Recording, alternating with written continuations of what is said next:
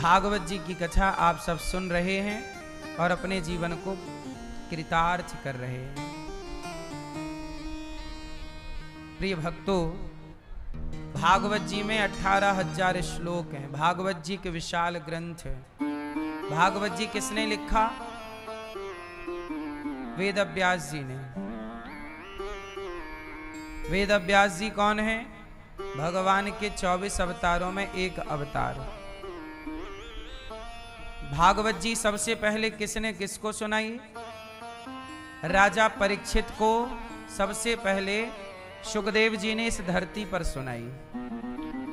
इसके पहले भगवान नारायण ने ब्रह्मा जी को भागवत सुनवाई थी। जो भागवत हम आपको सुनवा रहे हैं, ये भागवत सबसे पहले भगवान नारायण ने ब्रह्मा जी को सुनाई। फिर ब्रह्मा जी ने अपने पुत्र देवर्षि नारद जी को सुनाई। फिर नारद जी ने ये भागवत वेद व्यास जी को सुनाई। वेद व्यास जी ने अपने पुत्र सुखदेव जी को सुनाई। सुखदेव जी ने राजा परीक्षित जी को सुनाई। राजा परीक्षित जी को भागवत क्यों सुनना पड़ा? क्योंकि उन्हें 7 दिन में मरने का श्राप लग गया। मैया बैठ जाओ मेरी माँ, सब लोग बैठ जाओ, खड़े ना रहेंगे। मैया बैठो मेरी माँ, खड़े नहीं रहेंगे, बैठ जाएंगे सब, चुप रहेंगे और टुप्पी टाप। सबसे पहले सुखदेव जी ने राजा परीक्षित जी को भागवत सुनाई। राजा परीक्षित जी को भागवत क्यों सुनाई? क्योंकि राजा परीक्षित जी को 7 दिन में मरने का श्राप लग गया। राजा परीक्षित जी से क्या एक गलती हो गई? उन्होंने एक साधु का, संत का अपमान कर दिया। देखो, आप लोग, हम लोग ऐसे हैं कि हम लोगों ने जाने अनजाने में कोई ना कोई पाप तो हम सबने किया ही किया है। आप मानते हो इस बात को कि नहीं? आप लोगों ने कोई ना कोई पाप किया है कि नहीं? हाँ या ना में उत्तर चाहिए। किया कि नहीं? आपको बहुत सारे चीज ऐसी होती हैं जो आपको पता नहीं होता, पर पाप तो पाप होते हैं। हमने झूठ बोला, ये भी पाप है।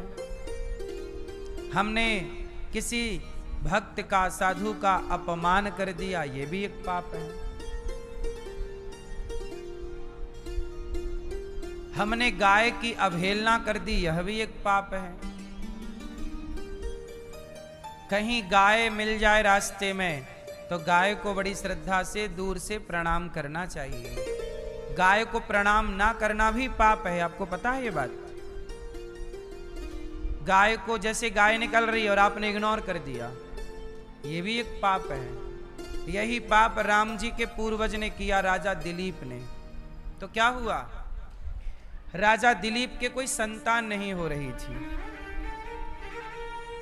तो राजा दिलीप अपने गुरु जी के पास गए, वशिष्ठ जी के पास। तो वशिष्ठ जी से कहा कि मेरे बच्चे क्यों नहीं हो रहे हैं? इतना बड़ा राज्य कैसे चलेगा? पुत्र तो है ही नहीं।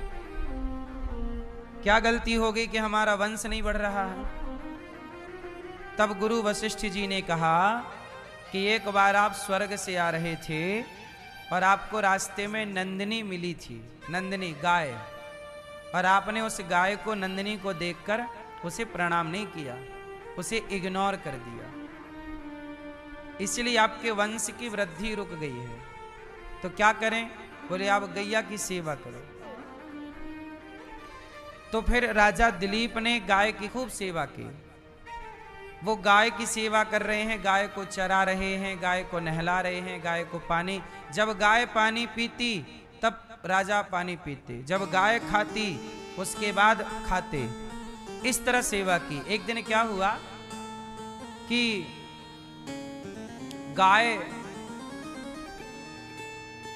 गाय जंगल में चर रही थी, तभी शेर आया और शेर ने गाय को पकड़ लिया। अब गाय शेर के हवाले, अब शेर खाएगा। तो राजा दिलीप बोले, हे सिंह देवता, हमारी गाय को छोड़ दो। एक काम करो, तुम्हें भूख लगी है, तुम हमें खा लो। शेर बोला तुम्हें भी खा लेंगे, पर पहले गाय को हम खा लें। दिलीप बोले नहीं, तुम यदि खाओगे तो हम तुम्हें मार देंगे। शेर बोला दिलीप ये बताओ, शिकार करना हमारा धर्म है, भाई शेर का काम क्या है? जो मिलेगा, हिरण मिल जाए तो हिरण खाएगा, गाय मिलेगी गाय को खाएगा। बोले ये देखो, इससे तो हमने मुंह पे दबाया है, इसलिए इस गाय पर तो हमारा अधिकार है। शेर बोला। राजा दिलीप बोले तुम ठीक कह रहे हो, ये तुम्हारी शिकार है, पर देखो हम कह रहे हैं कि हमें खा लो। तब गैया बोली, दिलीप बोले कि नहीं नहीं, आप हमें खाओ, गाय को छोड़ दो, क्योंकि गाय का बच्चा भूखा है, जाने का टाइम हो गया, उसका बच्चा इंतजार कर रहा होगा, रम्हा रहा होगा। बहुत प्रार्थना की, तब शेर मान गया। शेर मान गया, ठीक है हम गाय को छोड़ देते हैं और तुम्हें खाते हैं। तो राजा दिलीप ने अपना सिर झुका दिया और गाय की आजादी के लिए, गाय के लिए, गाय की रक्षा के लिए एक राजा ने स्वयं को शेर के हवाले कर दिया। जब शेर झपट्टा मारने बढ़ा तो वो शेर नहीं था, शेर के रूप में भगवान प्रकट हो गए। वाह राजन, आपने गाय का बड़ा सम्मान किया है। गाय के लिए मतलब आपने अपने प्राणों से अधिक गाय के प्राणों को समझा। लेकिन आज के भारत में क्या हो रहा है? आज मैं एक दिन एक अखबार में पढ़ा मैंने कि कोई कोर्ट के जज साहब ने बोला कि यदि भारत में गौ हत्या बंद हो जाए तो भारत में शांति आ जाएगी। ये जितने भी भारत में तरह तरह के जो घटनाएं घट रही हैं, कहीं प्लेन हादसा हो रहा है, कहीं पुल टूट रहा है, कहीं बेवजह लोगों की जानें जा रही हैं, ये सब का कारण जानते हो क्या है? ये सब कारण जो है, ये सब पाप बढ़ चुका है। और सबसे बड़ा पाप इस धरती का क्या है? गौ हत्या ही इस धरती का सबसे बड़ा पाप है। और वो हत्या हमारे देश में हो रही है। बूचड़ खाने गैया को काटे जा रहे हैं, मारे जा रहे हैं। क्यों जी, बात सही है कि गलत है? इसलिए राजा दिलीप पर गौ माता प्रसन्न हो गई और बोली, राजन जाओ हमारा बछड़ा लेकर आओ, हमारा बछड़ा, तुम हमारा दूध निकालो और दूध पियो, तुम्हारे घर में पुत्र होगा, हमारा आशीर्वाद है। तब राजा दिलीप ने कहा नहीं, पहले आपके दूध पर आपके बछड़े का अधिकार है। बछड़े को पिलाया, बछड़े का पेट भरा, तब राजा दिलीप ने दूध पिया और उनके जो गौ माता के आशीर्वाद से जो पुत्र हुआ, उसी दिलीप जी के पुत्र का नाम पड़ा रघु, जिनके नाम से रघुवंश चला। रघुकुल रीति सदा चली आई, प्राण जाए पर उन्हीं रघु के पुत्र, उन्हीं रघु के वंश में हुए अज, और उन्हीं के यहां हुए दशरथ जी, और उन्हीं के यहां हुए राम। तो ये राम के, भगवान राम के पूर्वजों की कथा है। भगवान राम का वंश भी, राम के पूर्वजों का वंश भी गौ माता की कृपा से चला है। इतना गौ माता का आदर हमारे पुराणों में, शास्त्रों में है। लेकिन आज हमारे देश के संविधान ने गाय को एक जानवर बना दिया है। बस आज पढ़ाई लिखाई में गाय को क्या बोला जाता? गाय एक जानवर है। जबकि हमारे सनातन धर्म में गाय को जानवर नहीं, गाय को माता का दर्जा दिया गया है। लेकिन आज की शिक्षा में गाय को किसका दर्जा है? बोलो, जानवर का। बोले जैसे कुत्ता जानवर है, ऐसे गाय भी। आजकल के लोग कुत्ते से गाय की तुलना करते हैं। बोले कुत्ता भी एक जानवर है और गाय भी एक जानवर है। अच्छा एक बात बताओ, क्या कुत्ते की और गाय की तुलना हो सकती है? उत्तर दो। देखो, किसी जीव की हत्या करने का मैं नहीं कह रहा हूं, कुत्ते के लिए भी हमारे सनातन धर्म में रोटी निकालने का विधान है, आखिरी रोटी कुत्ते की भी है। हम कुत्ते का भी अपमान करने का नहीं कह रहे हैं।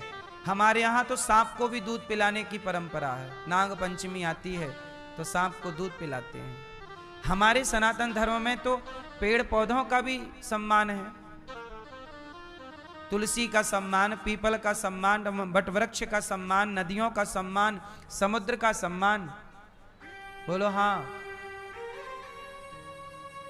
जितनी जान चींटी के अंदर है, जितनी जान मच्छर के अंदर है, उतनी ही जान, उतने ही प्राण, उतनी ही आत्मा तुम्हारे और हमारे भीतर है। पर सबकी तुलना तो अलग अलग है ना। क्या कुत्ते से गाय की तुलना हो सकती है? बोलो।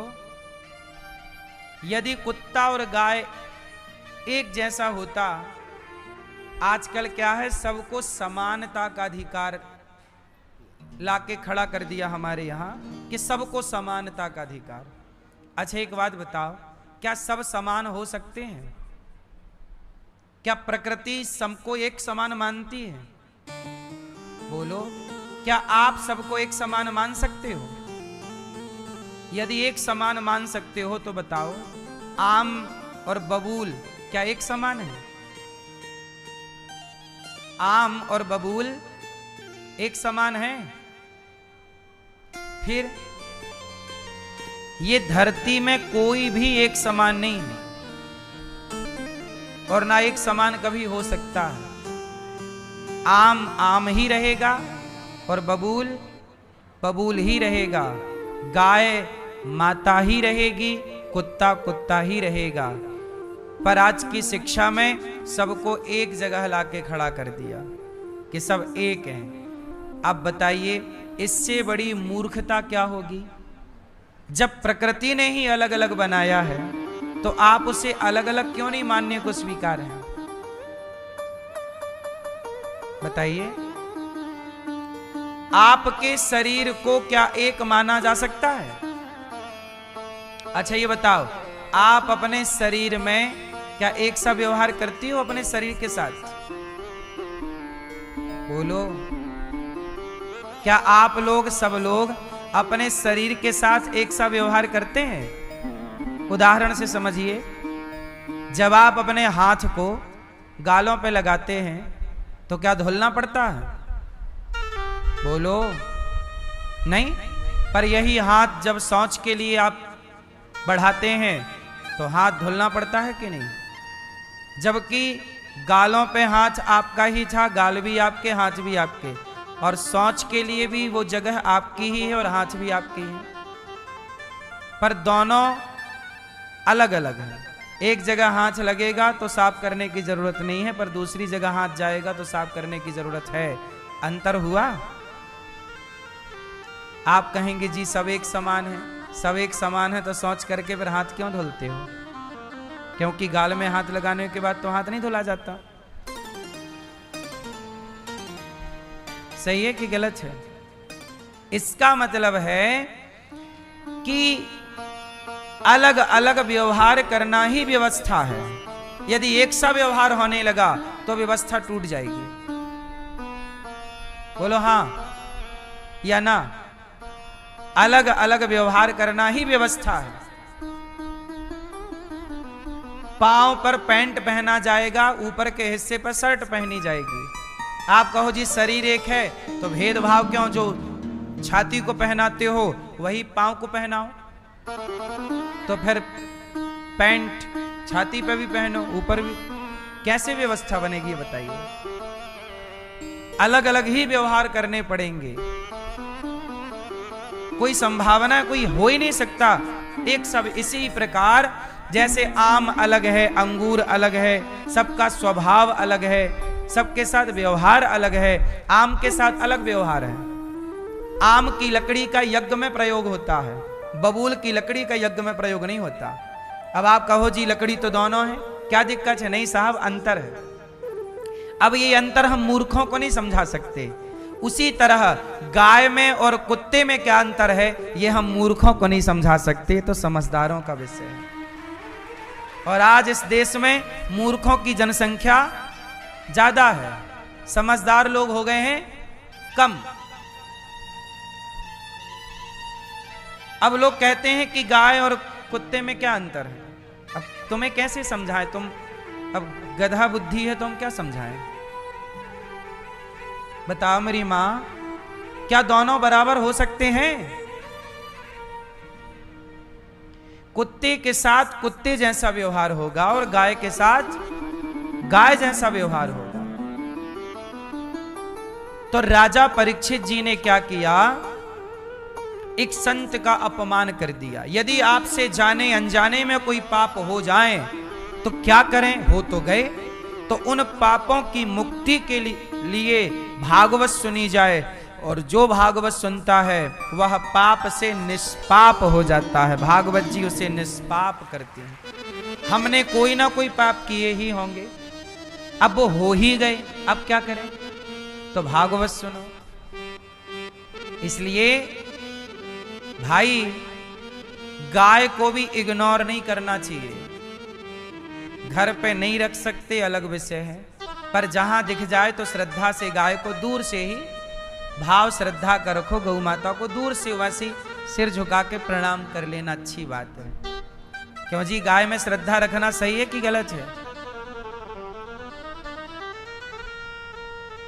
ये कहीं भी तुम्हें साधु मिल जाए तो साधु के प्रति श्रद्धा रखिए। कोई ब्राह्मण मिल जाए, कोई कन्या मिल जाए छोटी बच्ची, उसके प्रति देवी का भाव रख के उसे दूर से प्रणाम कर लीजिए कि कन्या है। कन्या में और गाय में, ब्राह्मण में, साधु में सदा एक सम्मान का भाव होना चाहिए। कहीं पीपल दिख जाए तो पीपल को दूर से ही प्रणाम करना चाहिए, क्योंकि पीपल में गीता में लिखा है कि सभी वृक्षों में पीपल मैं हूं। सभी वृक्षों में पीपल मैं हूं, मतलब भगवान है। पीपल में भगवान का वास होता है, इसलिए पीपल की पूजा होती है सनातन धर्म में। यूं ही नहीं होता ना सब चीजें। प्रिय भक्तों, राजा परीक्षित जी ने क्या गलती कर दी? एक समीक ऋषि थे, उनके गले में मरा हुआ सांप डाल दिया। संत का तिरस्कार हो गया, अपमान हो गया। 7 दिन में मरने का उनके पुत्र श्रृंगी ऋषि ने श्राप दे दिया। इति लंघित मर्यादम तक्षकः सप्तमे हनि। आज से 7वें दिन तक्षक तुम्हें डसेगा, परीक्षित तुम्हारी मृत्यु हो जाएगी। अब जिसे 7 दिन में मरना हो वो क्या करे? तब राजा परीक्षित जी ने अपना घर द्वार छोड़ा और शुकताल गए, और वहां सुखदेव जी आए और राजा परीक्षित जी को भागवत सुनाई कि जिसे 7 दिन में मरने का श्राप लगा हो वो क्या करे। तब भागवत सुनी परीक्षित जी ने, तब जाके उस श्राप से, उस संत के अपमान से वो मुक्त हो पाए और भगवान के पास जाने के अधिकारी बने। भागवत जी ने वो अधिकार दे दिया परीक्षित जी को। ऐसी भागवत जी। हाँ, सच्चिदानंद रूपाय विश्वोत्पत्त्यादि हेतवे तापत्रय विनाशाय श्रीकृष्णाय वयं नुमः। सब गाओ मेरे संग, बोलो बोलो सच्चिदानंद रूपाय। मैया अच्छे से बोलो, सुनो ध्यान से। सच्चिदानंद रूपाय विश्वोत्पत्त्यादि हेतवे तापत्रय विनाशाय श्रीकृष्णाय वयं नुमः। श्रीकृष्णाय वयं नुमः। ये भागवत जी के महात्म्य का प्रथम श्लोक है। क्या है अर्थ? सच्चिदानंद रूपाय। क्या लिखा भागवत जी में? ईश्वर सच्चिदानंद है, सत चित आनंद। जो विश्व की उत्पत्ति। आप किन भगवान की भागवत सुनने जा रहे हैं? भागवत सुनने जा रहे हैं ना। भागवत किन की है? जो सच्चिदानंद स्वरूप भगवान है। भगवान कैसे हैं? सतचित आनंद। भगवान सच्चिदानंद है, सत भी है, चित भी है, आनंद भी।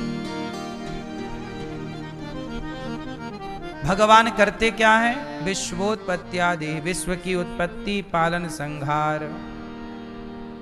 भगवान क्या करते हैं? विश्व की उत्पत्ति करते हैं। ये संसार किसने बनाया? पालन करने वाले कौन? भगवान नारायण की 3 शक्तियां हैं, ब्रह्मा, विष्णु और महेश।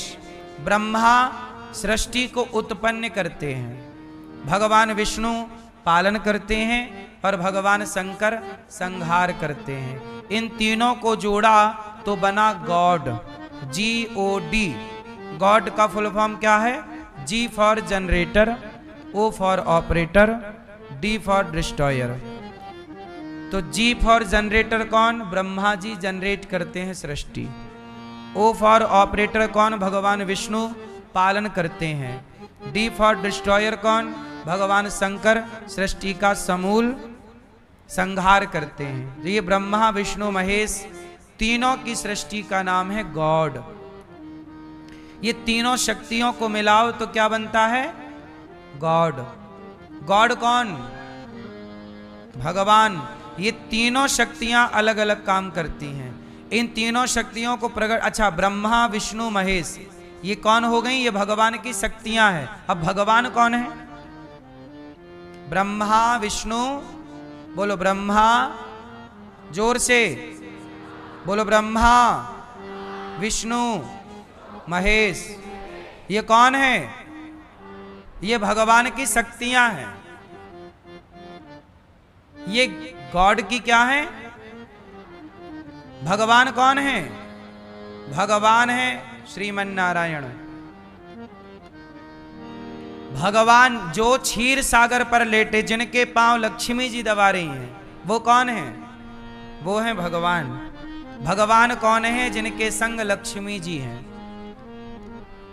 जिनके साथ लक्ष्मी जी नहीं है वो भगवान नहीं है।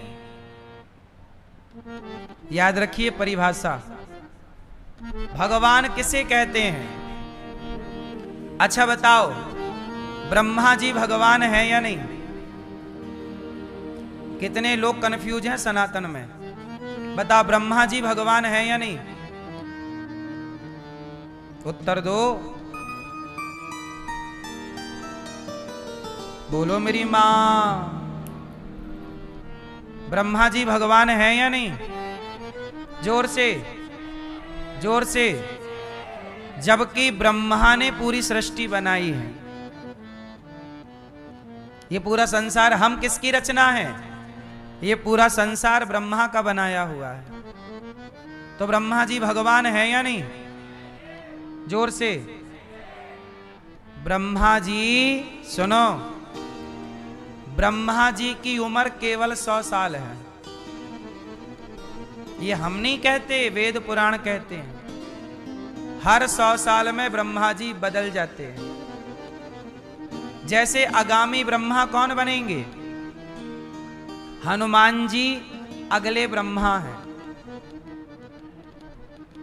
हर 100 साल में ब्रह्मा जी बदल जाते हैं। पर ब्रह्मा जी का 100 साल कितना बड़ा होता है जानते हो?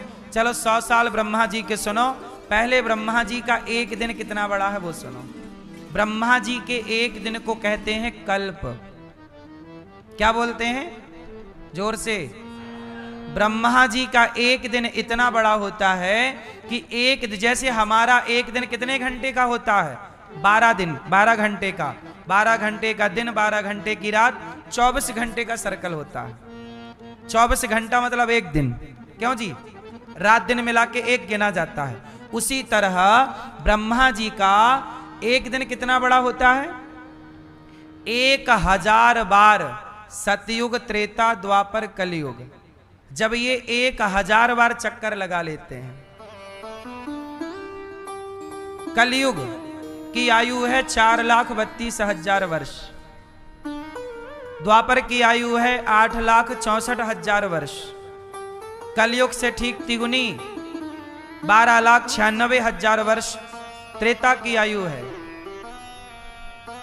12,28,000 वर्ष लगभग, और 17,96,000 वर्ष लगभग सतयुग की आयु है लगभग।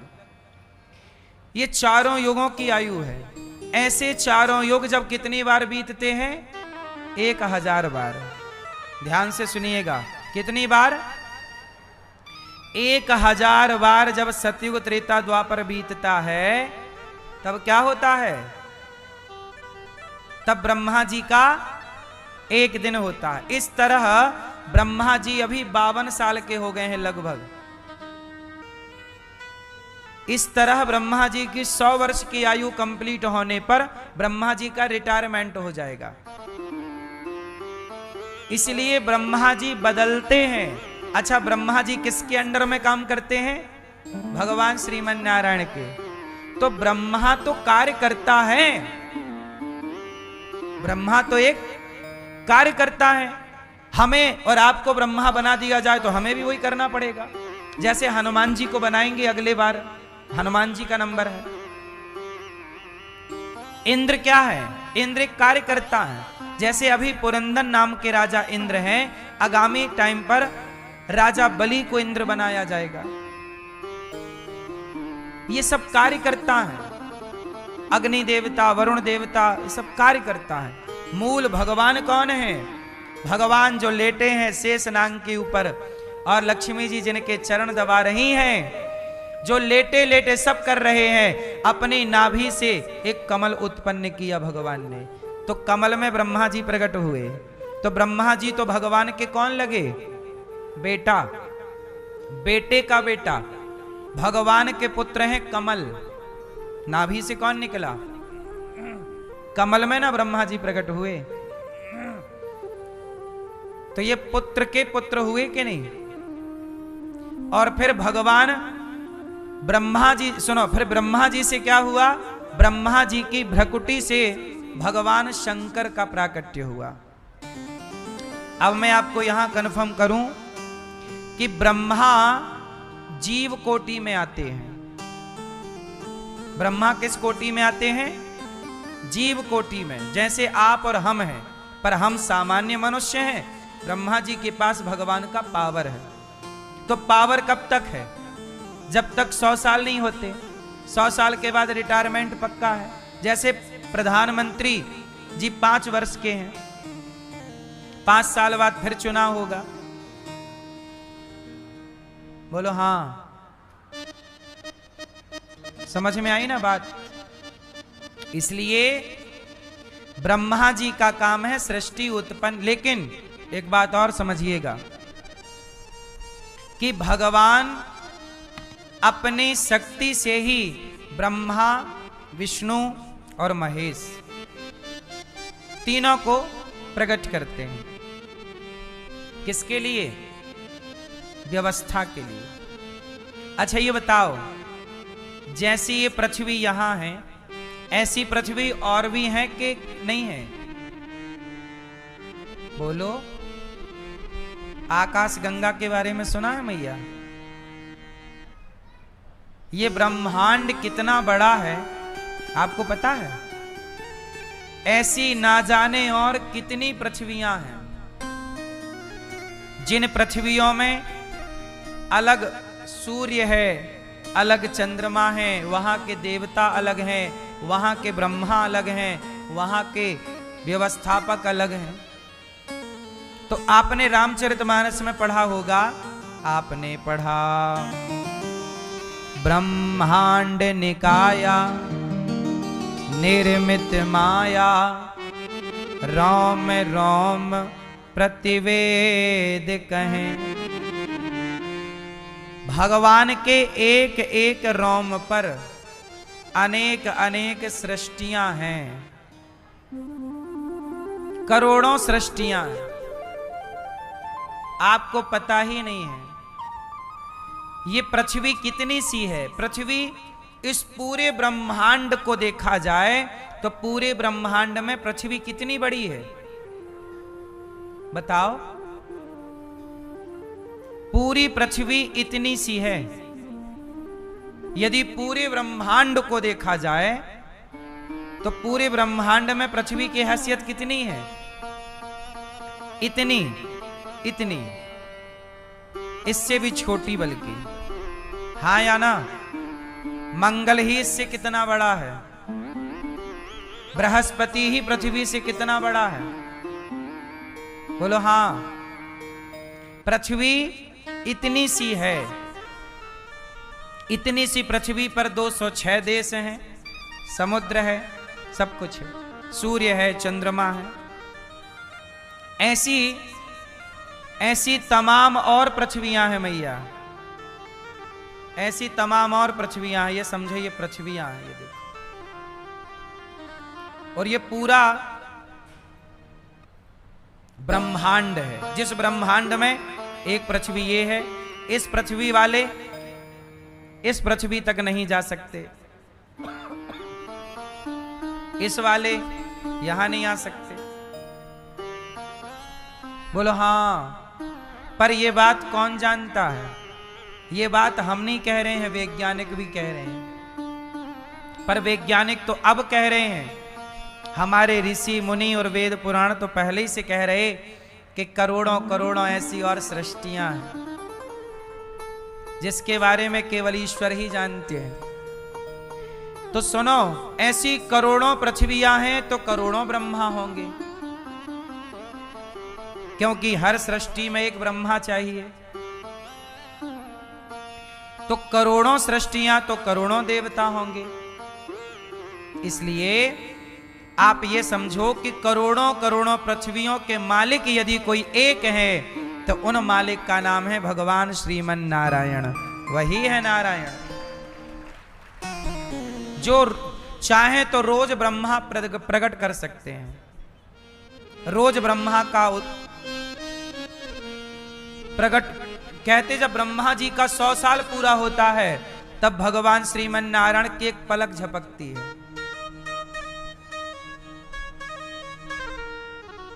जब ब्रह्मा जी का 100 साल कितना बड़ा होगा आप समझ गए ना? एक दिन इतना बड़ा कि चारों युग 1000 बार बीते हैं। जब ब्रह्मा जी के 100 साल होते हैं तब भगवान नारायण की बस एक पलक झपकती है। ऐसी इसलिए भगवान को भगवान कहा जाता है। इसलिए भगवान कोई और नहीं हो सकता। सबको भगवान की उपाधि नहीं दी जा सकती, सबको भगवान के समकक्ष लाकर खड़ा नहीं किया जा। आप लोग क्या करते हैं, आप तो जरा सा आपको कोई चमत्कार दिखाने लगे तो आप बोलते हो ये भगवान है, ये भगवान है। कोई व्यक्ति भगवान नहीं हो सकता। बोलो। ऐसे भगवान सच्चिदानंद स्वरूप हैं जो विश्व की उत्पत्ति, पालन और संहार करते हैं, सारे दुखों का नाश करते हैं। हमारे दुख कितने तरह के होते हैं मैया? आपके पास कितने दुख होते हैं?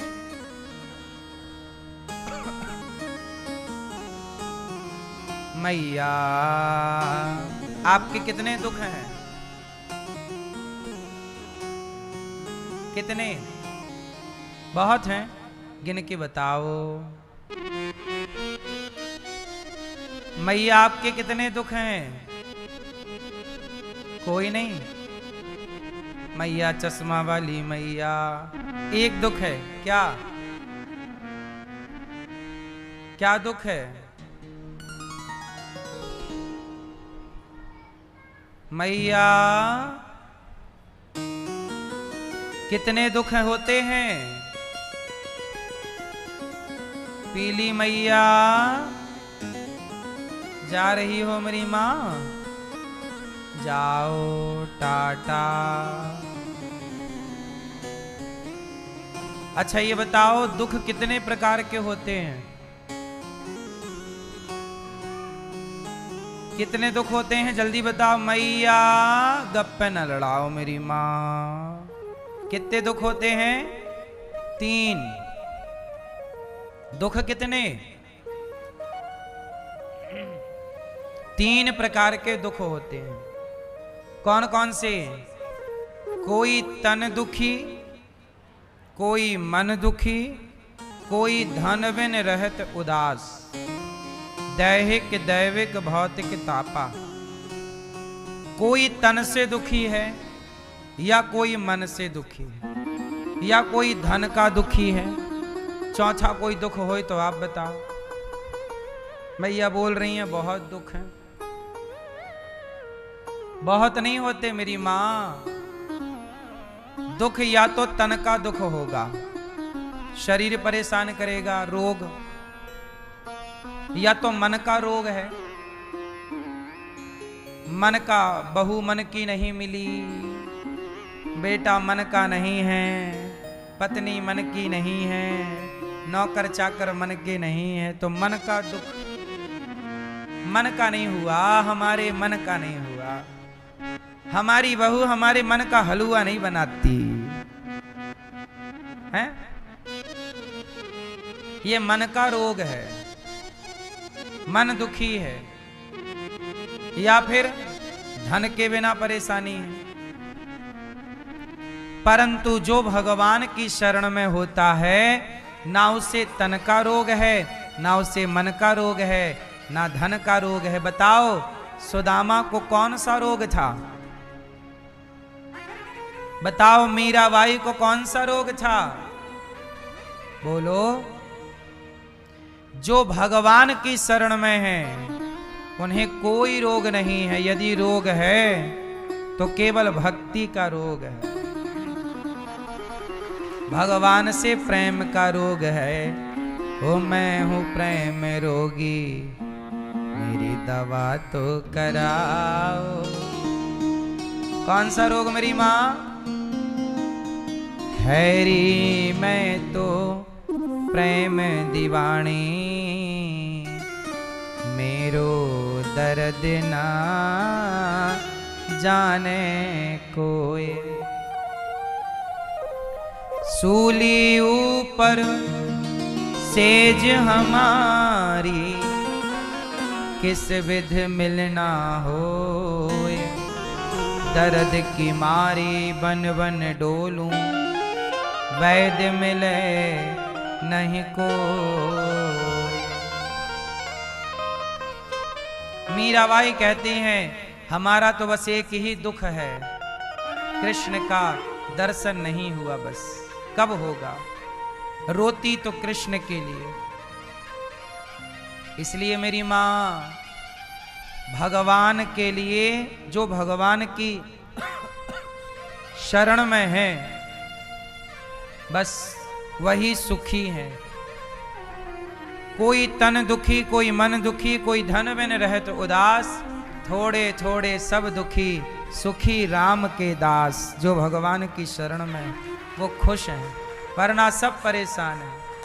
आज संसार में देखिए नजरें उठाकर सब लोग परेशान हैं। जिनके पास सब कुछ है वो भी रो रहे हैं, और जिनके पास कुछ नहीं है वो भी परेशान हैं। पर जो भगवान के बन गए वो पेड़ की छांव में, महलों में रहने वालों से ज्यादा खुश हैं।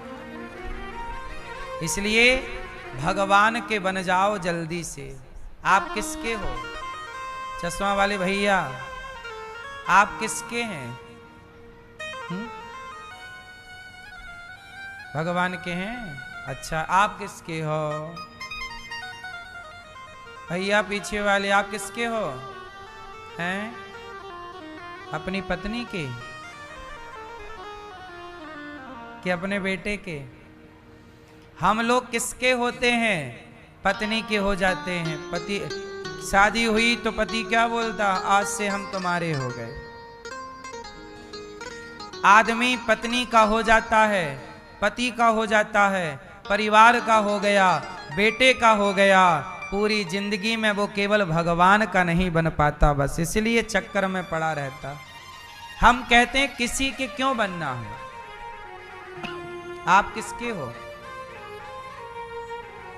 हैं? किसके हो? कोई पति का है, कोई पत्नी का है, कोई पिता का है, कोई पुत्र का है। कोई मित्र का है, यार मैं तेरा हूं, यार मैं तेरा हूं, मित्र का। जब आप ये कहते हो यार मैं तेरा हूं, आप भगवान से कब कहोगे कि प्रभु मैं अब आपका हूं, केवल आपका हूं, सबके बन गए आप।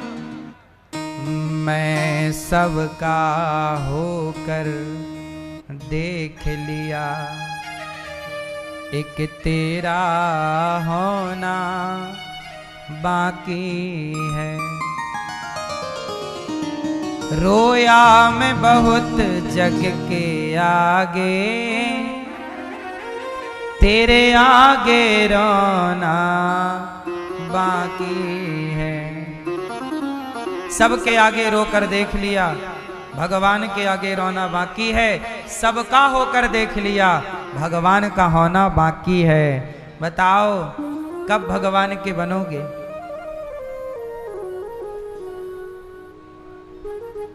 कब बनोगे? जब भगवान बनाएंगे। भगवान तो तैयार हैं, आज बन जाओ हमारे, वो थोड़ी कोई मना कर रहे हैं। आप ही बनना नहीं चाहते,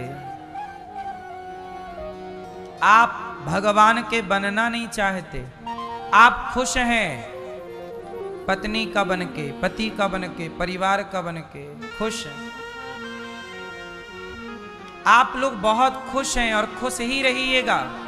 लेकिन एक बात बताएं, आपके पास बेटा हो जाए, बेटी हो जाए, बेटी बेटा अच्छा कमाने लग जाए, पैसा हो, गाड़ी हो, बंगला हो, आप कहते हैं मेरे पास सब कुछ है।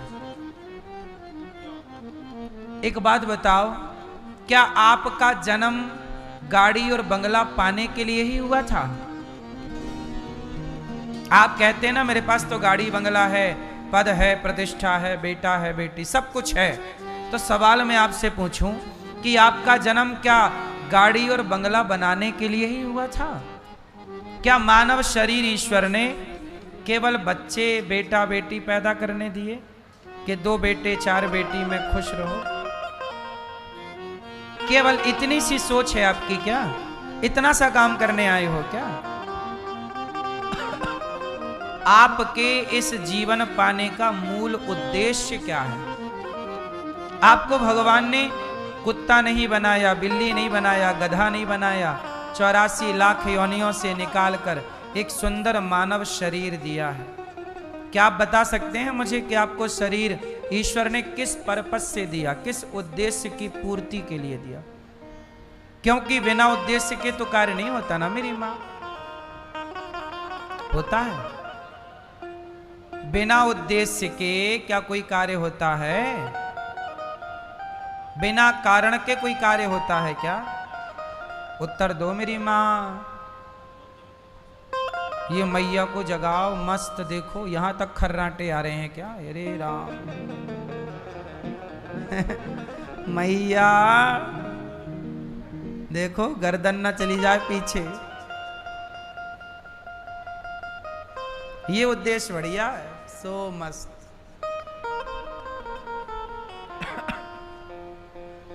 किस्मत वाले हैं वो जो इतना सोते हैं। हम लोगों को तो सोने का टाइम ही नहीं है। क्यों? सुनो, बताओ जरा हमें कि भगवान ने आप लोगों को ये मनुष्य क्यों बनाया है? जरा बता, मनुष्य क्यों बनाया है आपको? भैया बताएंगे हमारे। आपको ईश्वर ने मनुष्य क्यों बना? क्या उद्देश्य, क्या सोचकर ईश्वर ने आपको रचा होगा? क्या उद्देश्य लेके आप आए हो धरती पे? क्या गोल है आपका? क्या पाना है आपको?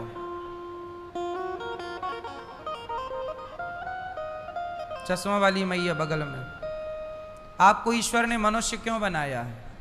क्या उद्देश्य था? क्यों है? किसको पाना? भगवान को पाना। भगवान ने तो बनाए है या उन्होंने तो भेजा है? उन्होंने तो अपने से यहां भेजा, जाओ। क्यों भेजा?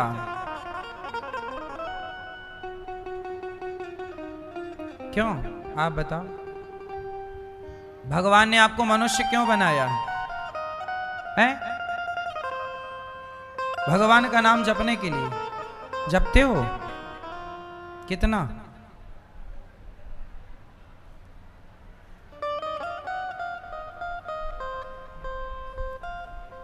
एक बात बताओ, तुम्हारा पिता तुम्हें बाजार भेजे किसी काम से, और तुम बाजार में जाओ और बैठो और पिता का नाम जपने लगो, पिता पिता पिता पिता पिता पिता पिता, और काम ना करो, तो लौट के आओगे तो बाप तुम्हारी आरती उतारेगा कि चार जमाएगा कि नहीं?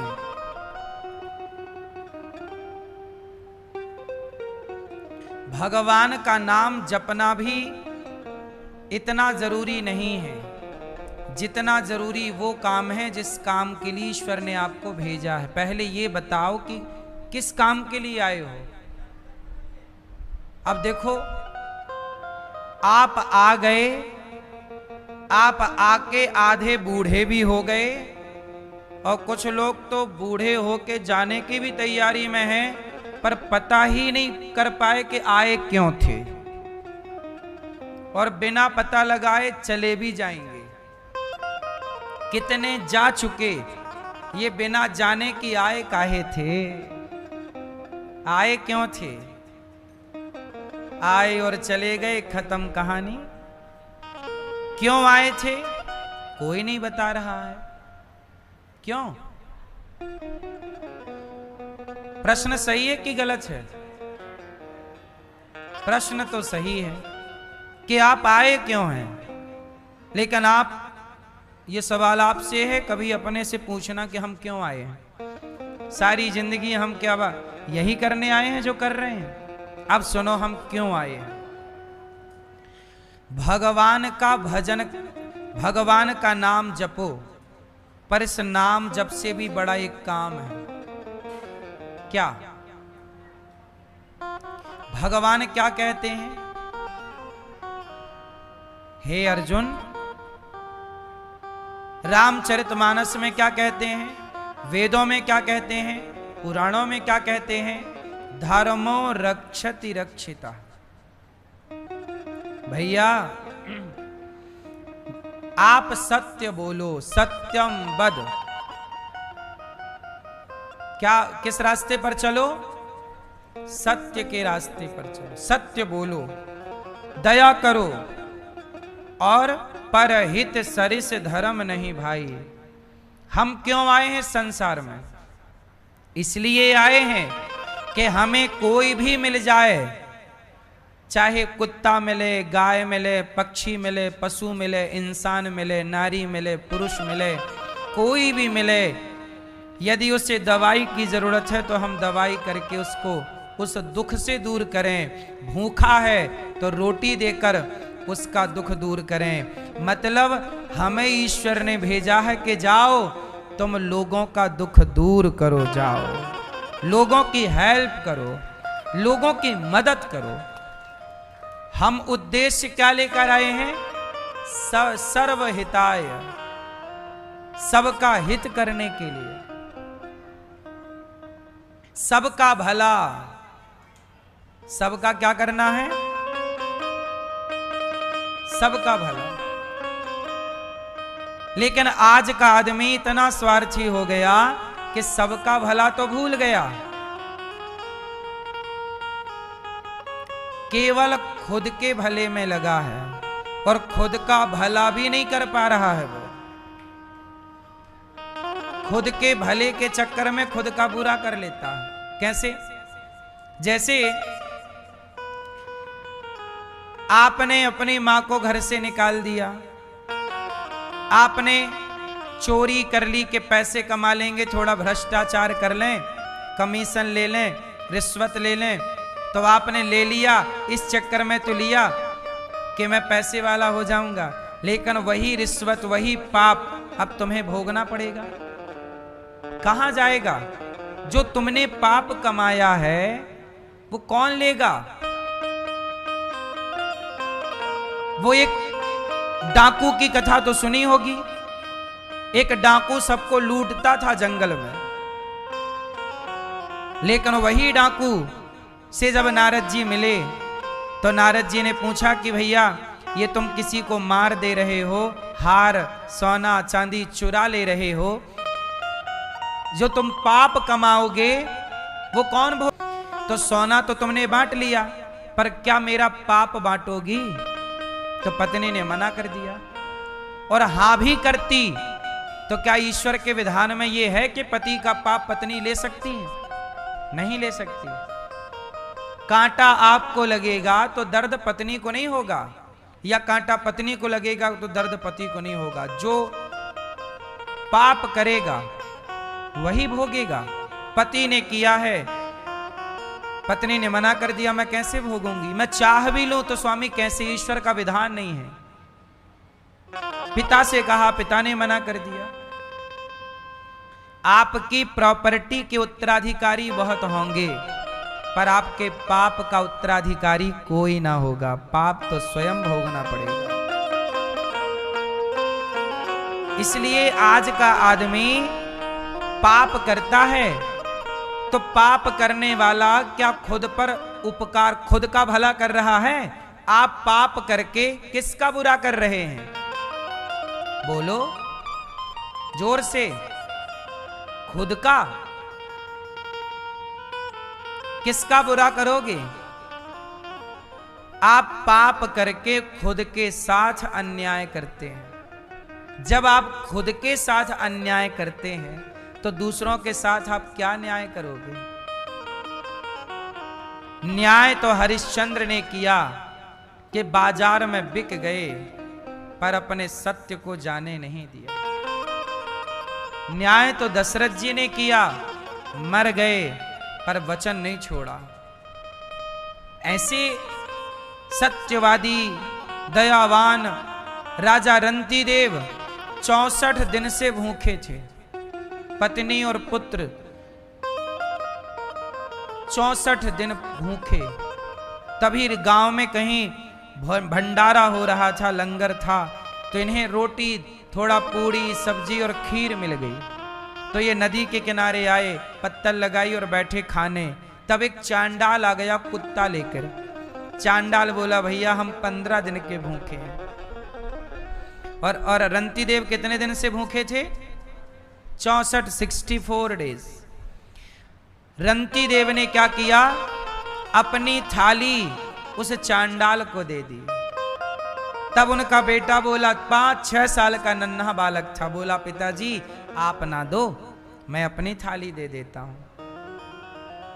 वो बेटा कितना भूखा ना रहा होगा, लेकिन अपनी थाली दे दी।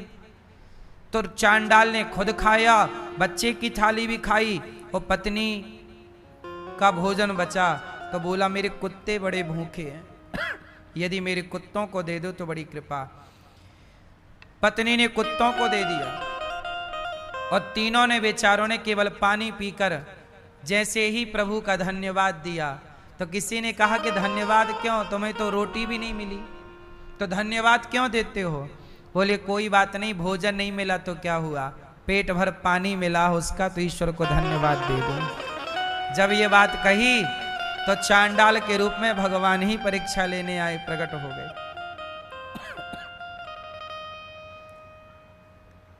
अब बताओ, खुद भूखे रहकर लोगों का पेट भरना, ये है ना मानव जीवन की सार्थकता? लेकिन आजकल तो आदमी दूसरों की थाली से रोटियां छीन रहा है, दूसरों के पेट में लात मारे जा रहा है, और फिर कहता है कि मैं इंसान हूं। एक बात बताओ, क्या ईश्वर ने आपको इसलिए भेजा था कि जाओ तुम दूसरों का हक मार के खा जाना? जाओ तुम भ्रष्टाचार करना, तुम देश के साथ गद्दारी करना, तुम लोगों को ठगना, छलना? क्या ईश्वर ने हम सबको इसलिए भेजा है? बोलो मेरी मां, पूछना ये सवाल सब लोग अपने आप से कि इस संसार में आने का मूल उद्देश्य क्या है? क्या करने आए हैं हम सबके काम आए, सबकी सेवा करें। इसलिए ये दास अनिरुद्ध को जब भगवान ने मनुष्य का शरीर दिया तो मैं बहुत खुश हूं इस बात से कि परमात्मा ने मुझे 84 लाख योनियों से निकालकर ये सुंदर मानव के शरीर में बिठाया। अब इस शरीर से जितना हो सके सेवा कर लूं, क्योंकि ये शरीर आज है कल नहीं रहेगा। ये शरीर भी मेरा रोज जा रहा, मैं रोज मर रहा हूं। बोलो हाँ, मैं 34 साल का हूं तो मेरे जीवन के 33 साल मर ही तो गए। मैं 34 वर्ष का हूं तो मेरे जीवन के 33 साल क्या हुए, मर गए। मेरा लड़कपन मर गया, मेरी जवानी मरी जा रही है। मैं अपने से सवाल करता हूं अनिरुद्धाचार्य, तेरा लड़कपन मर गया, ये जवानी मरी जा रही है, ये बता तूने क्या पाया इस शरीर को पाकर? तो मैं ईश्वर से कह पाऊंगा कि प्रभु आपने शरीर दिया था तो मैंने किसी का गला नहीं दबाया, किसी की थाली से रोटियां नहीं छीनी, बल्कि सबको सबकी थालियों तक रोटी पहुंचाने का काम इस शरीर ने किया है। इसलिए गौरी गोपाल लंगर चलता है, भंडारा। 25 से 30 हजार लोग पर डे भोजन करते हैं यहां पर, आप चेक कर सकते हैं।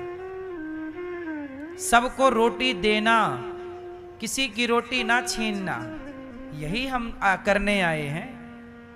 आजकल बेटा अपने माओ को घर से निकाल रहे हैं, तो उन बेसहारा माओ को ये दास अनिरुद्ध यहां सेवा करता है, रखता है। 308 वृद्ध माँ यहां रहते हैं, वही माएँ जिनको अपने बच्चों ने घर से निकाल दिया। ये करने आए हैं हम। इंसानियत का मतलब क्या है? हम भी यदि तुम्हारे पेट पे लात मारने लग जाएं, हम भी तुमसे नफरत करने लग जाएं, हम भी छल कपट करने लग जाएं, तो बताओ क्या ईश्वर ने हमें ये सुंदर शरीर आपको धोखा देने के लिए दिया है? आज सच बताना, इंसान इंसान को धोखा दे रहा है कि नहीं? बेटा अपने मां को धोखा दे रहा है, अपने बाप को धोखा दे रहा है। सवाल है, क्या हम ये धोखा देने आए हैं? क्या ईश्वर हमसे सवाल नहीं करेंगे कि भाई तुझे भेजा था, तूने क्या किया? तूने क्या किया? इसलिए धोखा ना दो। यदि आप किसी को धोखा दे रहे हैं तो समझ लो वो धोखा आप स्वयं को दे रहे हैं। किसी को ठग रहे हैं तो आप किसी को क्या ठगेंगे? कितना ठगोगे यार? तुम ही ठगे जाओगे एक दिन। क्या ठगोगे तुम? कितना ठगोगे? दुर्योधन भरी सभा में जब द्रौपदी के कपड़े उतरवा रहा था दुशासन से, तो बताओ दुर्योधन द्रौपदी के कपड़े उतार रहा था या वो स्वयं अपनी इज्जत उतार रहा था? बोलो। दुर्योधन ने उतारा तो द्रौपदी के कपड़े था दुशासन के द्वारा, पर द्रौपदी के कपड़े वो ना उतार पाया, लेकिन स्वयं की समाज में इज्जत उतर गई। आज तक किसी बाप ने अपने बेटे का नाम दुर्योधन नहीं रखा तब से। बोलो, रखता है कोई बाप अपने बेटे का नाम दुर्योधन? आपको क्या लगता है कि दुर्योधन द्रौपदी के साथ गलत कर रहा? नहीं, दुर्योधन ने द्रौपदी के साथ गलत नहीं किया, उसने खुद के साथ गलत किया। इसलिए सजा द्रौपदी को नहीं मिली, सजा अंत में दुर्योधन को मिली। बोलो हाँ। आज युगों के बाद भी उस दुर्योधन का समाज में सम्मान स्थापित ना हो सका। रावण, आपको क्या लगता है रावण ने सीता को दुख दिया? सीता मां को कितना दुख दिया रावण ने? जितना दुख दिया, रावण के सामने रावण के 1,00,000 बेटे मर गए। पूछो उस बाप से जिस बाप के आगे उसके बेटे मर जाएं। इस धरती का सबसे बड़ा दुख जानते हो क्या है? पिता के आगे पुत्र की मृत्यु। यही सबसे बड़ा दुख है।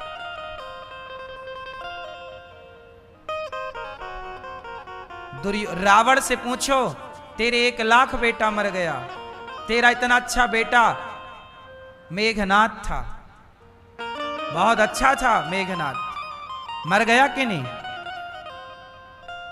रावण ने सीता मां को कितना दुख दिया होगा, लेकिन स्वयं को कितना दुख दिया। आपको क्या लगता है, आप दूसरे को दुख देंगे तो आप सुखी हो जाएंगे? इस धोखे में ना रहिए साहब। यहां तो हिसाब पाई पाई का होगा। ये मृत्यु लोक है। क्यों मैं, यह बात समझ में आ रही है ना? रावण ने बताओ सीता मैया को ज्यादा दुख दिया कि खुद को ज्यादा दुख दिया? बोलो। 1,00,000 बेटा मर गए, 1,25,00,000 नाती मर गए। बेटे के बेटे 1,25,00,000 थे, और दादाजी को बेटे से ज्यादा पोता प्यारा होता है। उस दादा से पूछिए जिसके आगे उसका पोता चला जाए। अब रावण वो दादा था जिसके आगे उसके पोते मर गए युद्ध में। 1,25,00,000 और 1-2 नहीं, और 1,00,000 बेटा। सोचिए जिसके घर में 1,00,000 स्त्रियां विधवा हो गई होंगी, वो अपने घर की स्त्रियों को देख के कैसा रहा होगा? जहां चारों तरफ चीख पुकार मची हो। पूरी लंका में चारों तरफ केवल रोने की आवाजें थी। जिस लंका में कभी किलकारियां गूंजा करती थीं, जिस लंका में कभी ठहाके और हंसी गूंजा करती थी, उस लंका में चारों तरफ केवल रोना रोना रोना रोना, महिलाओं का चीखना, रोना ही रोना सुनाई पड़ रहा है। किसके कारण? रावण की गलत चाह थी ना। तुम दूसरों के साथ गलत करोगे, तुम किसी पत्नी को उसके पति से अलग करोगे, तो तुम्हारे को ईश्वर नहीं देख रहा है? आज मैं ये बात उन मर्दों को कह रहा हूं, उन पुरुषों को कह रहा हूं, जो तुम अपनी पत्नियां छोड़ छोड़ कर तुम दूसरों की पत्नियों को ताकते हो। तुम यदि दूसरों की स्त्रियों को ताकते हो तो रावण ने भी तो ताकी। परिणाम रावण का क्या हुआ? तुम बच जाओगे। रावण जैसे नहीं बचे, तुम किस खेत की मूली हो? इसलिए बचो गलत काम करने से। ये कथाएं, ये इतिहास केवल पढ़ने के लिए नहीं है, जीवन में उतारने के लिए है। इस रास्ते पर चलने के लिए है कि हम ये गलतियां ना करें। इतिहास में हुई थी तो परिणाम क्या हुआ, हम करेंगे तो परिणाम क्या होगा। आज एक स्त्री गलत करती है तो क्या उसकी सजा उसके पूरे परिवार को नहीं मिलती? बोलो। अब बताओ, अभी एक लड़की ने अपने पति को हनीमून मनाने के बहाने और खाई में मार के फेंक दिया। राजा नाम का लड़का, सोनम नाम की लड़की। चलो, वो सोनम ने तो पति का मर्डर किया अपने यार के लिए, और वो तो जेल में बैठ गई। लेकिन एक बात बताओ, क्या आज भी उसके पिता को, उसकी मां को, उसके भाई को, क्या आज भी समाज सजा नहीं दे रही है? गलती तो उस लड़की ने की, पर समाज की नजरों से तो उसका भाई भी गिर गया ना। समाज क्या उस भाई को, उस पिता को, उसकी मां को सम्मान देगा? जबकि उसकी मां की क्या गलती थी, उसके भाई की क्या गलती थी? उसके बाप की क्या गलती थी? उसके बाप ने तो अच्छा तेरे लिए लड़का ढूंढ के दिया कि मेरी बेटी खुश रहेगी, ये लड़का अच्छा है, इसका परिवार अच्छा है। तेरे लिए तो बेहतर प्लानिंग की थी, पर गलती तूने की लड़की, तेरी गलती से तू तो जेल चली गई, सजा तुझे मिली। पर याद रखना, उसके माँ बाप को सजा मिली कि नहीं मिली? बोलो। समाज की नजरों से वो गिर गए कि नहीं वो माँ बाप? लोग तो यही कहेंगे ना, तेरी बेटी देख, तेरी बहन देख। ये लोग सोचते नहीं हैं। आप कोई भी काम करते हो, उसका प्रभाव आप पर, आपके परिवार पर, आपके समाज पर, आपके देश पर पूरा पूरा प्रभाव पड़ता है।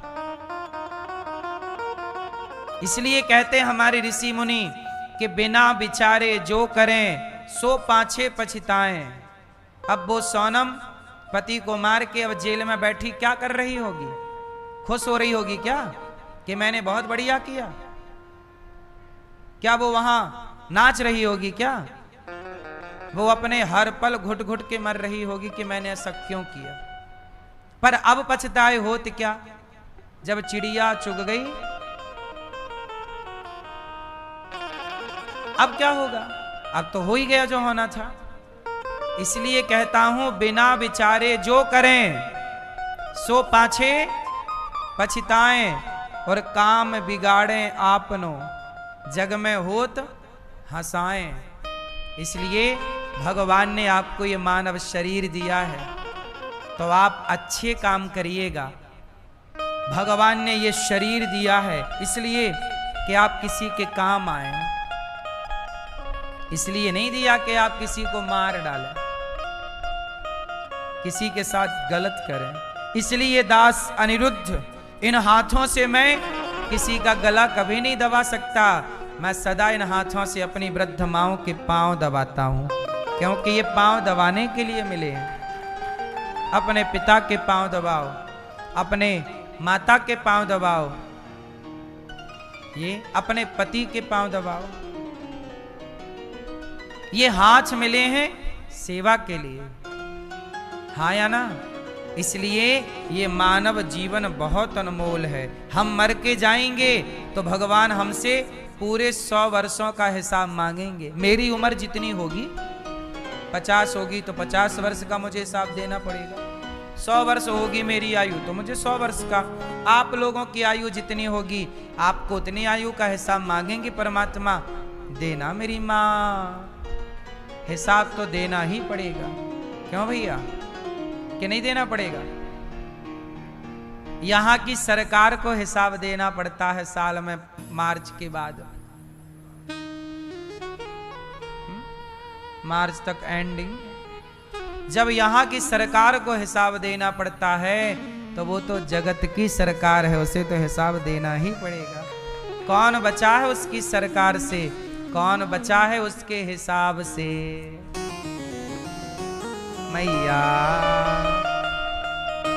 मेरे मालिक की दुकान में सब लोगों का खाता, किसी को कौड़ी कम नहीं देता, किसी को दमड़ी ज्यादा, और समझदार तो चुप रह जाता, मूर्ख शोर मचाता। इसलिए आपको एक बात कहूं मेरी माँ, आप लोग एक काम बढ़िया कर सकते हैं, भगवान से यारी कर लीजिए। क्या रखा है संसार की रिश्तेदारी?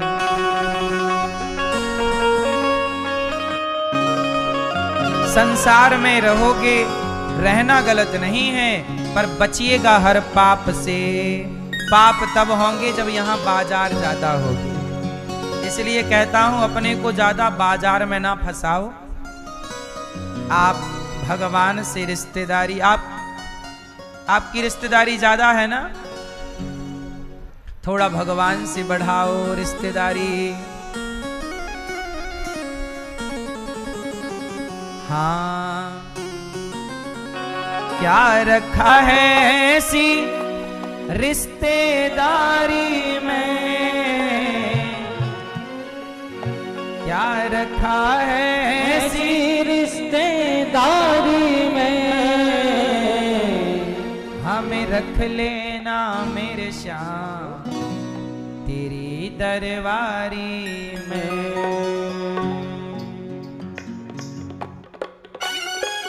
जय हो।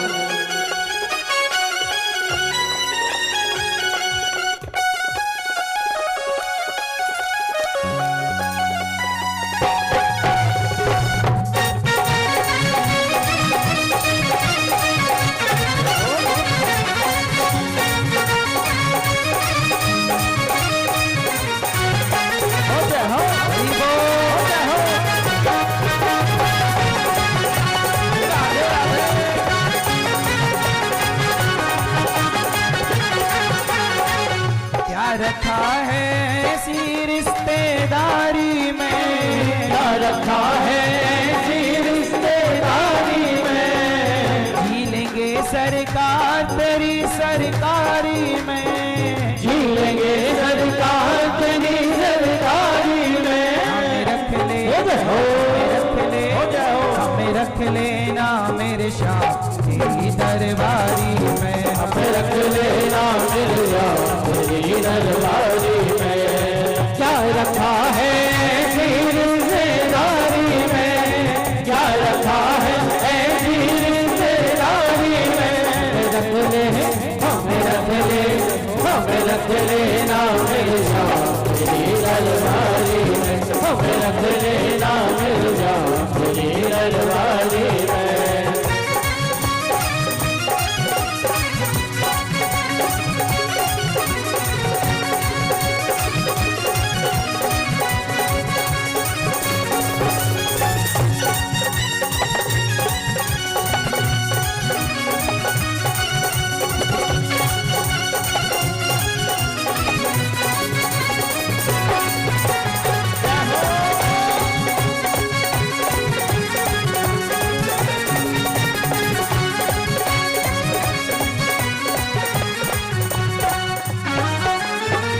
तेरा रुतबा तेरा नजारा तीन लोक से न्यारा है। तेरा रुतबा तेरा नजारा तीन लोक से न्यारा है। दिलवर मेरे तुमसा न कोई लगता मुझको प्यारा है। दिलवर मेरे तुमसा न कोई लगता मुझको प्यारा है। दिलवर मेरे तुमसा न कोई, दिलवर मेरे तुमसा न कोई लगता मुझको प्यारा है। दिलवर मेरे तुमसा न कोई लगता मुझको प्यारा है। आ गया मुझको मजा तेरी यारी में, आ गया मुझको मजा तेरी यारी में।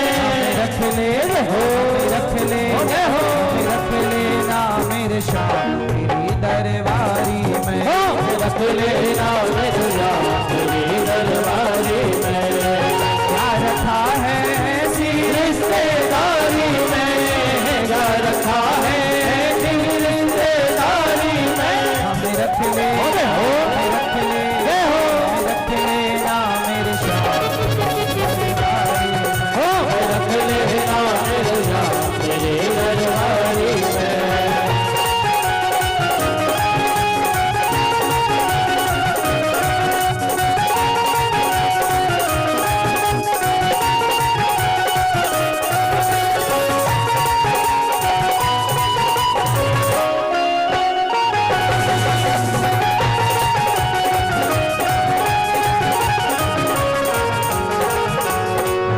हुक्म जो भी कर दे कान्हा काम वैसा ही करूं।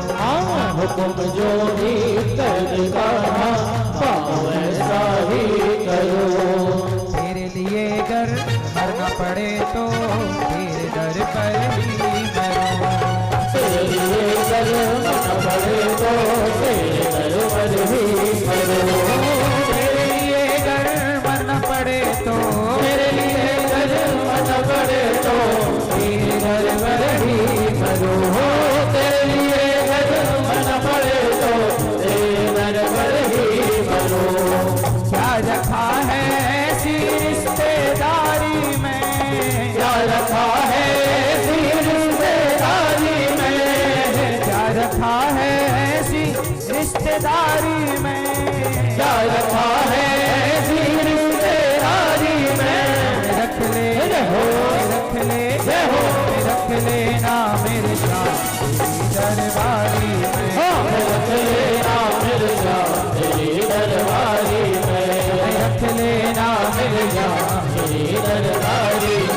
हमें रख लेना मिल जा तेरी दरबारी में।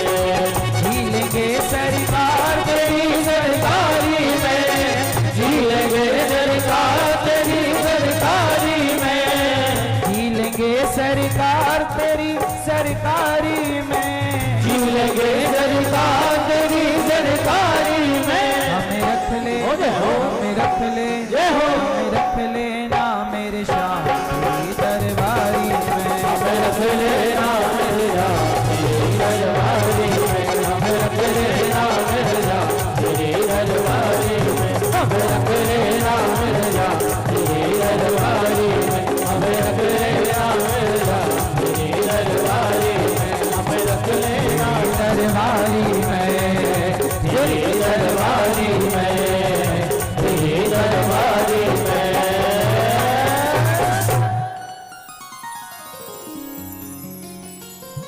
इसलिए कहता हूं, जिस संसार के लिए आप पाप कमाते हो वो संसार उस पाप को भोगेगा नहीं, भोगना आपको ही है। तो क्यों कमाते हो पाप? तुम्हारे पाप का बंटवारा कोई ना करेगा, तुम्हारी दौलत का बंटवारा सब कर सकते हैं, ठीक है? इसलिए मानव शरीर पाए हो तो सेवा करो। सेवा जैसे गौरी गोपाल में हो रही है, अपने आप को भी इन सेवाओं से, इन वृद्ध माओं की सेवा से, यहाँ की रसोई सेवा से, संतों की सेवा से अपने जोड़ो।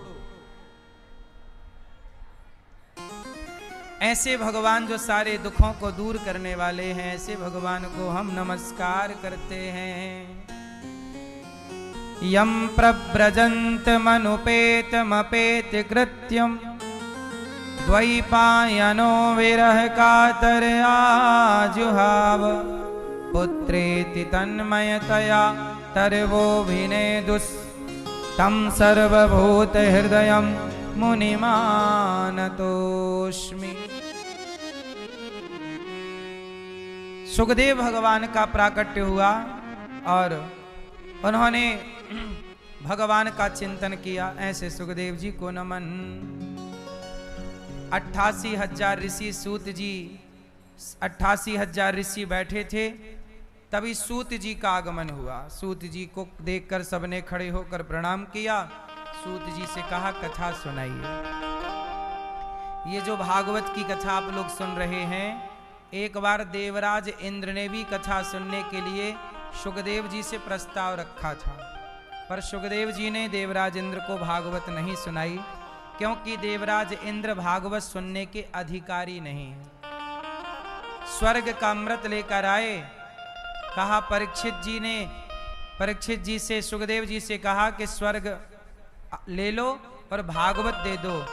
तब सुखदेव जी ने कहा, क्वा स्वधा क्व कथा लोके क्वा कांचः क्व मणिर्महान। कहाँ कांच का टुकड़ा और कहाँ मणि? स्वर्ग का अमृत तो मणि है, स्वर्ग का अमृत तो कांच का टुकड़ा है और भागवत तो मणि है। भागवत की बराबरी भला कहाँ होनी है? अब देखो प्रिय भक्तों,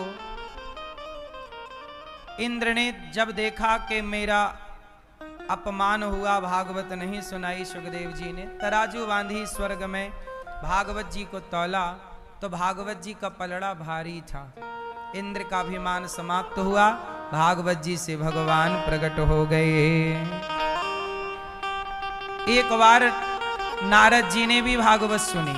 भागवत सब सुनते हैं। नारद जी सारे तीर्थों का भ्रमण करने नारद जी गए। क्या क्या पाया? सत्यम नास्ति तपः शौचम दया दानम न विद्यते उदिरम भरिणो जीवा वराकाह कूटभाषिण। कलयुग में क्या है और क्या नहीं है? क्यों भैया? मैया, इस कलयुग में क्या नहीं है बताओ, और क्या है? इस कलयुग में क्या है और क्या नहीं है? मैया, ओ सेल्फी वाली मैया, हो गई सेल्फी? सुनो, इस कलयुग में क्या नहीं है? बताओ, इस कलयुग में क्या नहीं है? सत्यम नास्ति। सत्य बोलने वाले लोग बहुत कम हैं। तपह, तप नहीं है, तपस्या करने वाले लोग नहीं। सत्यम नास्ति तपह शौचम, शुद्धि का ख्याल रखने वाले लोग नहीं। आप लोग कितने बजे नहाते हैं? क्यों? कितने बजे नहाते हैं आप लोग? पहले खाते हैं कि नहाते हैं? पहले क्या करते हैं ना? कि आजकल तो बिस्तर पे ही पहले चाय और बिस्किट खा लेते हैं, फिर नहाते हैं, फिर ब्रश होता है बिस्किट खा के। क्या खाते हैं आजकल लोग? बिस्किट। ये बिस्किट क्या है? बिस्की किट, बिस्किट। विष मतलब जहर, बिस्किट। जहां विस्की किट हो वही ना बिस्किट है। बिस्कुट जिसमें विष कूट कूट के भरा हो वही ना बिस्कुट है। बिस्कुट क्या है? चलो बताओ, बिस्किट कैसे बनता है?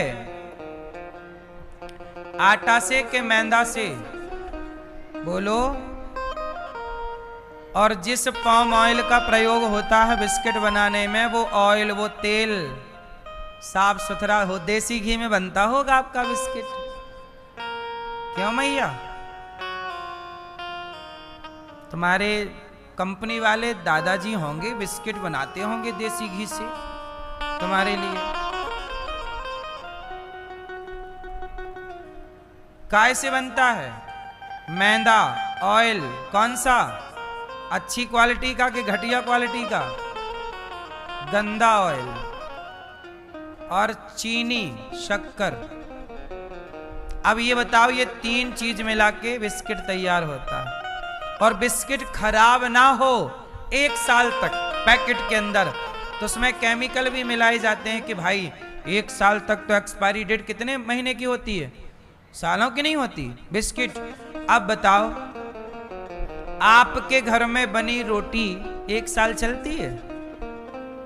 दाल चलती है? तो फैक्ट्री का बिस्किट 1 साल कैसे चलता है? बोलो, केमिकल है या नहीं? तो आप बिस्किट खा रहे हैं, ये बिस्की किट है या नहीं? पाम ऑयल और मैदा और शक्कर, ये शरीर के लिए अमृत है या जहर है? जोर से, जोर से। तो बिस्की किट हो गई कि नहीं? तीनों विष मिला दिए तो बिस्की किट हो गई। 3 विष हैं इसके अंदर। मैदा अपने आप में जहर है, और वो भी इतने दिन पुराना मैदा, 6 महीने पुराना, सड़ चुका है। दूसरा, पाम ऑयल उसके अंदर है। पाम ऑयल क्या होता है? पाम ऑयल कैसे बनता है बताओ जरा? पहले ये बताओ, तेल कैसे बनता? पाम ऑयल जिसको कहते हैं, ये सूअर की चर्बी का बनता है। विदेशों में जो तेल प्रयोग होता है, वो तेल कोई सरसों का, मूंगफली का और तिल का तेल थोड़ी होता है। तेल काय का बनता है? मछली का तेल निकलता है, सूअर का तेल निकलता है, भैंसे का तेल निकलता है। इन्हीं के तेल से ना वो काम करते हैं। कहां वहां रखा इतना सारा मूंगफली का तेल बनाएंगे तुम्हारे लिए? क्यों भैया? इतनी मात्रा में मूंगफली होती है कि पूरी दुनिया को तेल पुजा सके? बोलो, इतनी मात्रा में तिल होता है क्या कि पूरी दुनिया को तिल का तेल पुजा सके? इतनी मात्रा में सरसों होता है क्या पूरी दुनिया को पुजा सके? उसका नाम पाम ऑयल क्यों है? फिर तिल का तेल नाम होना चाहिए, मूंगफली तेल नाम होना चाहिए। अभी बताओ, तिरुपति बालाजी के घी में क्या मिलाया था? लड्डुओं में चर्बी वाला घी। देसी घी भी बाजार का चर्बी वाला है, और तेल तो चर्बी का है। ये तो ये बिस्किट जिस क्वालिटी के तेल से बनते हैं वह या तो सुअर की उसमें चर्बी है या तो चर्बी का तेल बनता है। एक बात बताओ, जब मुर्दा आदमी जलता है चिता पे तो चमड़ी तेल की तरफ पिघलती कि नहीं? आपका भी तेल बन सकता है, आप तैयार हो तो बनवाऊं।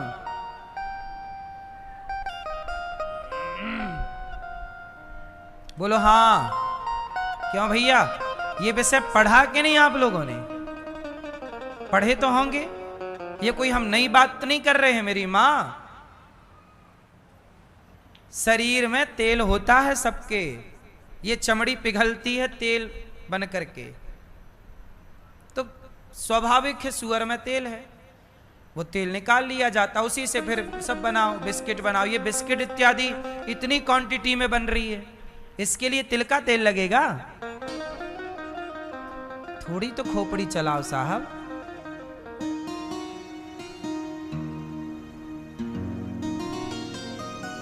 बिस्किट मतलब टोटली विस्की किट।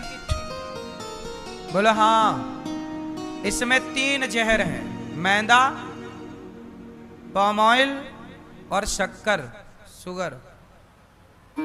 उसमें भी सबसे सस्ती सबसे घटिया शक्कर का प्रयोग होता है, सबसे बेस्ट शक्कर का प्रयोग थोड़ी बिस्किट में होता है।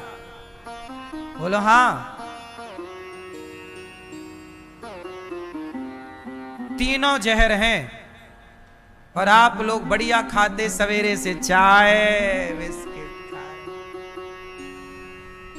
बिना नहाए धोए गधों टाइप के पड़े हैं बिस्तर में, खा रहे हैं।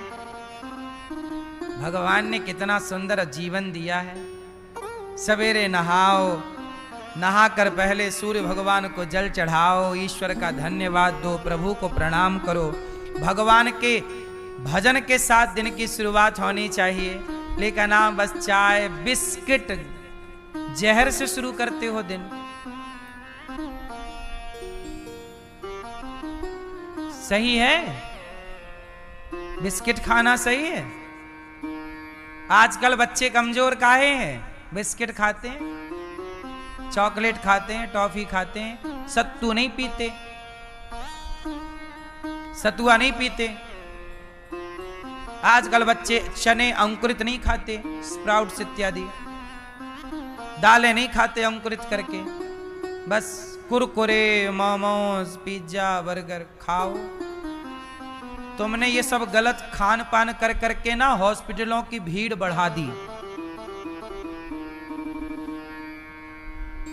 हाँ या ना?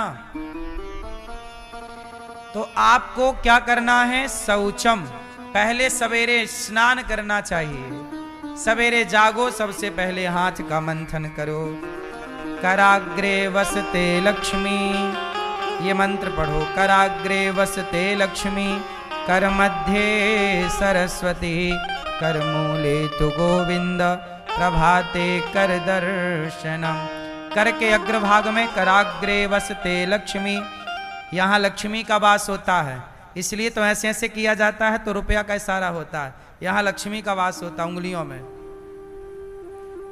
ये किसका इशारा है? पैसे का। यह है लक्ष्मी का वास। कराग्रे वसते लक्ष्मी, अग्रभाग उंगलियों में लक्ष्मी का वास होता है। कर मध्य सरस्वती, मध्य भाग में सरस्वती, यहां सरस्वती। और मूल पूरे में भगवान कृष्ण का वास होता है, हाथों में। आपको पता है आपका पूरा भाग्य आपके हाथों की रेखा में लिखा हुआ है, बस आपको पढ़ना नहीं आता। कोई पढ़ने वाला मिले तो एक एक चीज बता सकता है कि आपके भाग्य में क्या था, क्या है, क्या होगा।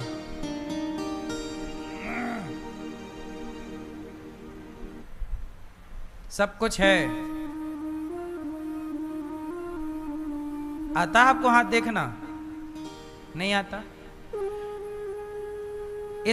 ये रेखाएं क्या कहती हैं? ये रेखाएं आपका भविष्य तय करती हैं। ये जीवन रेखा है। ये बताती है कि आपकी उम्र कितनी होगी। ये भाग्य रेखा है।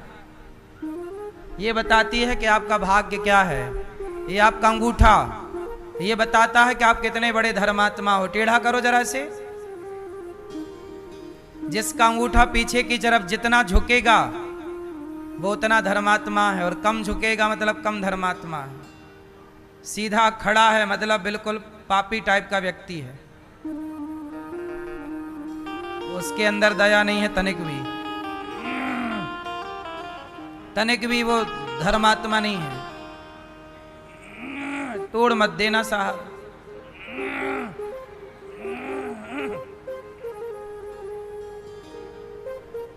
ठीक है।